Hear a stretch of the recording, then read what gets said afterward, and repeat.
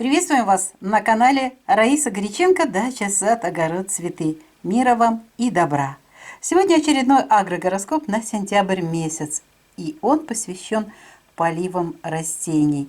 Время киевское. Сразу же хочу отметить, что интенсивность поливов комнатных растений, а также тепличных и в саду они уже уменьшаются. Единственное, что в саду нужно будет хорошо поливать растения перед зимовкой. Но снова же в каждом регионе свои особенности. Там, где засуха, обязательно поливы продолжаются. Итак, поехали!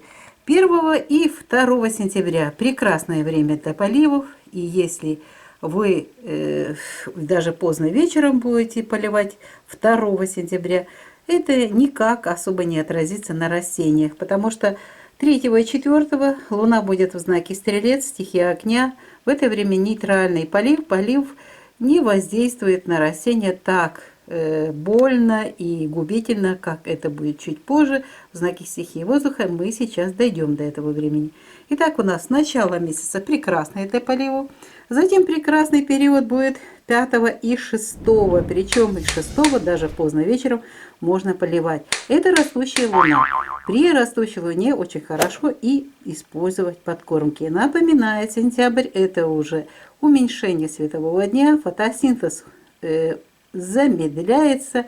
Естественно, подкормки уменьшайте количество, доводите до 50% от того, что требует инструкция. Итак, 5-6 поливаем и подкармливаем. Это у нас будет один агрогороскоп для поливов и подкормок. Далее вот этот период, о котором я сейчас говорила, когда это опасно, даже осенью, потому что это время стихии воздуха. В любое время года в этот период растения заняты дыханием, клеточки заняты дыханием. И смотрите, 7 и 8 нельзя будет поливать. Делайте заметку, заранее себе полейте. 6 2 дня перерыв, какая бы погода ни была. Зато уже сразу же после 8 вот переход будет утром в 7:43 в рыбах. 9, 10 это полнолуние. Здесь я не пишу о подкормках, здесь поливы. И этот период завершится утром 11, когда Луна перейдет уже в 9:48 в знак Овен. Поэтому можете еще утром хорошо полить растения, для того, чтобы они нормально себя чувствовали в дальнейший период. Здесь у нас получается 11, 12 и 13 это время нейтрального полива, знак Овен, знак стихии огня. Зато вот этот период хороший в Тельце, когда уже 13 после 15 часов можно поливать и подкармливать. Обязательно можно подкормки снова же 50%. Это уже после полнолуния. Здесь и подкормки под корень можно хорошо провести, снова для тепличных, для комнатных растений. Ну и можно еще использовать и по листьям подкормочки. Это можно будет делать вот после 15, 13, 14.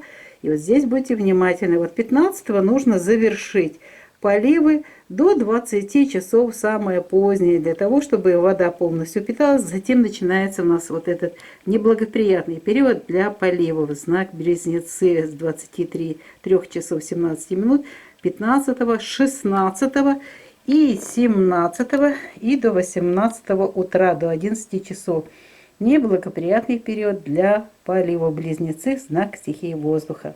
Зато после перерыва снова же знак стихии воды, когда можно поливать растения.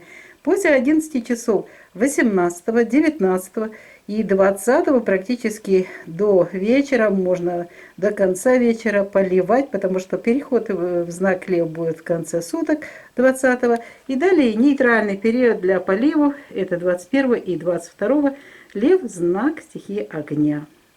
После знака стихии огня наступает время знака стихии земли. А это значит, что можно поливать и подкармливать. Это будет Дева после 11 часов 23, 24.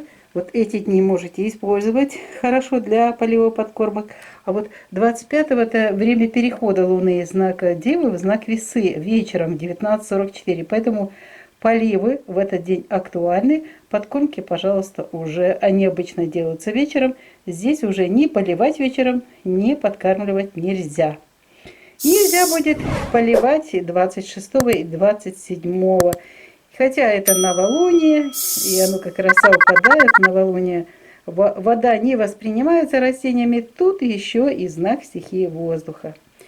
Зато уже 28-29 в Скорпионе, уже растущая луна, потребность растений в воде будет хорошая, и можно будет 28-29 хорошо поливать растения.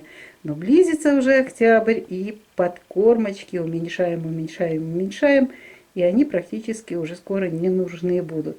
Поэтому только поливы, и 30-го нейтральный день для полива, потому что Луна будет находиться в знаке Стрелец.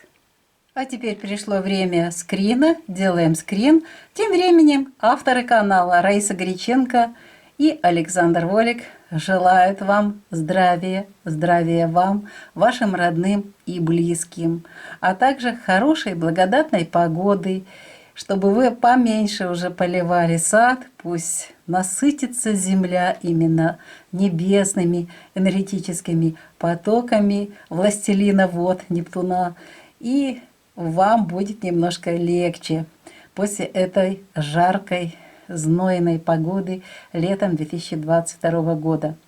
Мы прощаемся с вами всего-навсего до следующего видео. До новых встреч на нашем канале. Пока-пока.